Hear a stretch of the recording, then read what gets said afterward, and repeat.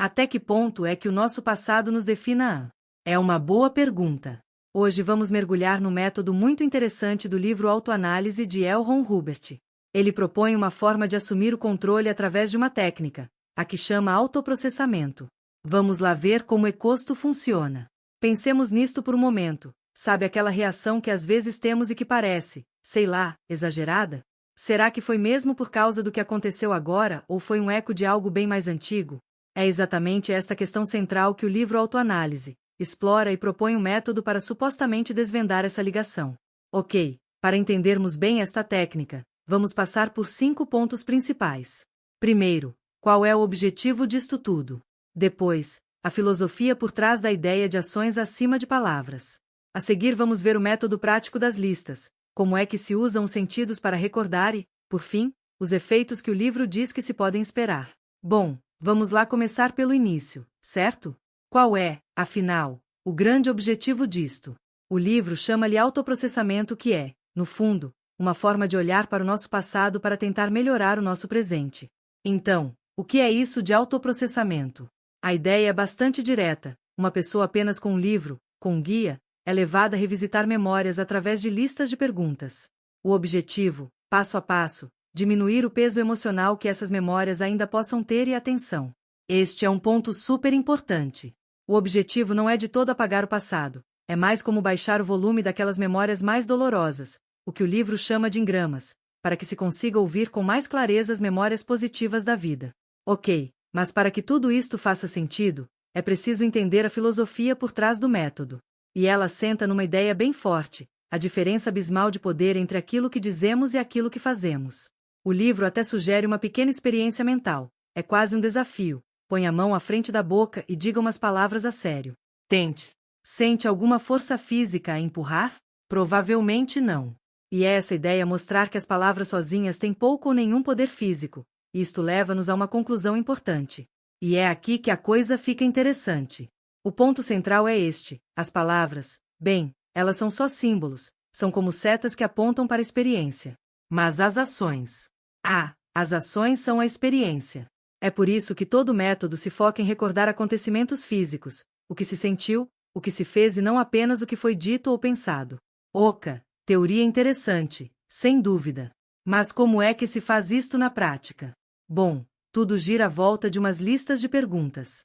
A rotina é, na verdade, um ciclo bem simples. Primeiro lê-se uma pergunta da lista, depois vai-se buscar à memória um momento real, físico, que tem a ver com essa pergunta.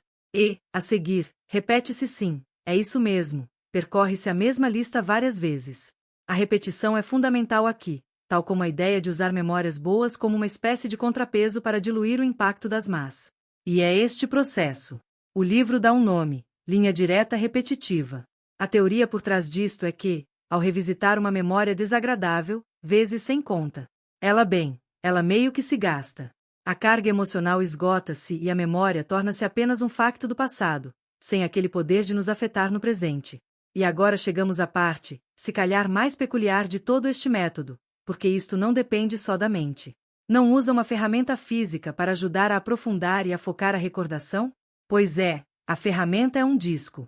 E qual é a função dele? É simples, a cada memória que se recorda, o disco ajuda a focar num sentido específico, o som, o cheiro, o tato. O objetivo é tornar a lembrança o mais vívida e detalhada possível. É que isto é uma amostra do que está no disco. De um lado, temos umas percepções, do outro, outras. A ideia é que, ao rodar o disco, a cada pergunta ele escolhe aleatoriamente um novo foco sensorial. Por exemplo, imagino que a pergunta é recordo e o momento em que alguém partiu?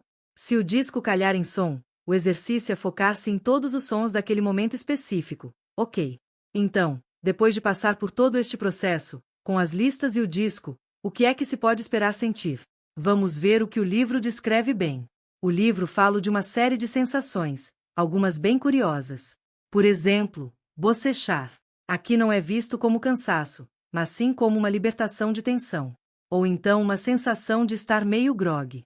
Aqui, o livro chama boil off, que seria o momento em que a carga negativa da memória está literalmente a evaporar. E, no fim de contas, qual é o resultado esperado de tudo isto?